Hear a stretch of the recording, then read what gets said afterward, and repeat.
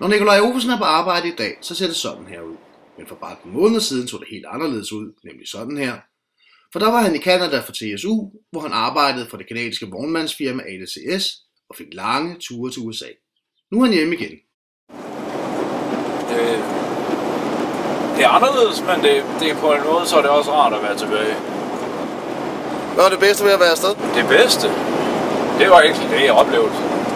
Det er det, at du kommer ud og oplever noget, som du aldrig har prøvet før. Mange amerikanske stater har du været i nu?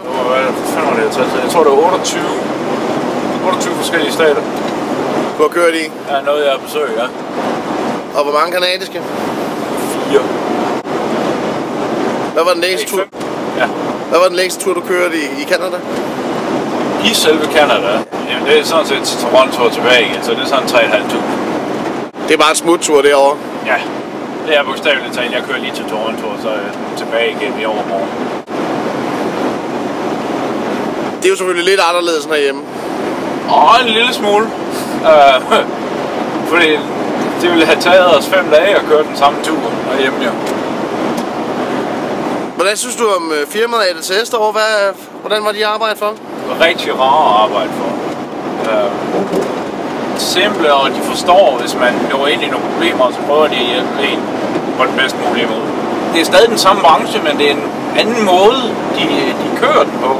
Fuldstændig. Så, hvordan er den anderledes?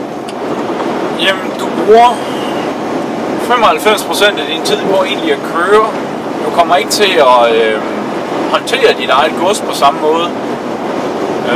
For eksempel her i Danmark, der læser du af og på rigtig meget af tiden alene, altså for dig selv. Derover der får du slet ikke lov til det på grund af forsikringssystemet derovre. Så. Men kan man også komme til at køre nogle flere kilometer i løbet af en dag, end man kan herhjemme? Jo, det kan man. Takket være, de har jo en bog, og så pludselig du har en bog i stedet for en takograf, og så har de en større hastighed på lastbilerne. De er jo teknisk set, hvis du kører i USA, så kan de sådan set være ubegrænset.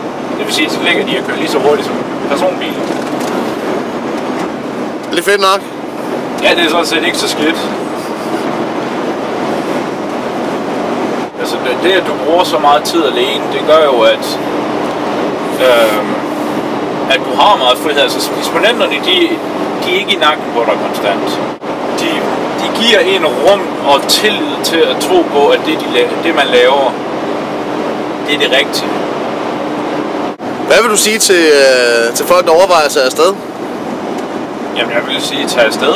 Hvis du har muligheden for det, og ikke er bundet, så for guds skyld tag dig afsted. Get your experience over in Europe. Whatever's going and being taught over there is obviously translating here in North America. Come across. We'd love to have you. Hvad har du fået ud af det helt personligt? Jeg har fået blod på tanden til at tro på de evner jeg har, og at jeg turde springe ud i noget nyt. Når du siger, at du skal springe ud i noget nyt, hvad er det så? Jeg går og overvejer, om jeg skulle starte som vognmand. Nikolaj er altså ikke i tvivl. Hvis man kan, skal man tage afsted. Oplevelsen er det hele værd, og det at prøve kræfter med en fremmed kultur giver også ekstra selvtillid. Se mere på tsu.dk.